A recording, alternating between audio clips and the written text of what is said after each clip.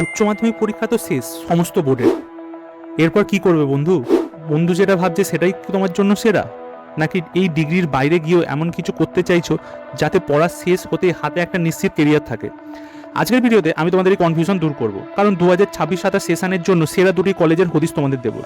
অনেকেই শুধু বিএ বা বিএসসি নিয়ে পড়ে থাকে, কিন্তু বর্তমান সময় ইন্ডাস্ট্রি ডিমান্ড করছে স্কিল। আর তুমি যদি ম্যানেজমেন্ট, টেকনোলজি বা প্রফেশনাল কোর্সে ইন্টারেস্টেড হও, তবে কলকাতার দুটো সেরা শিক্ষা প্রতিষ্ঠান তোমার জীবন বদলে দিতে পারে। সেখানে পড়াশোনার মান আর প্লেসমেন্ট দুটোই টপ লেভেলের।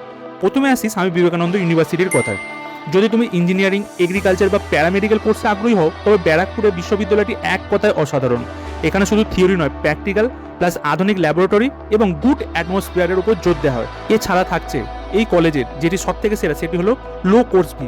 2026-27 সেশনে অ্যাডমিশন কিন্তু ইতিমধ্যে শুরু হয়ে গেছে। এরপরে আসা যাক EIILM কলকাতা প্রসঙ্গে। ম্যানেজমেন্ট বা কর্পোরেট জগতে নিজের কেরিয়ার করতে চাইছো, তাহলে EIILM কলকাতার বিকল্প নেই। সেটা BBA হোক, BCA হোক কিংবা MBA হোক।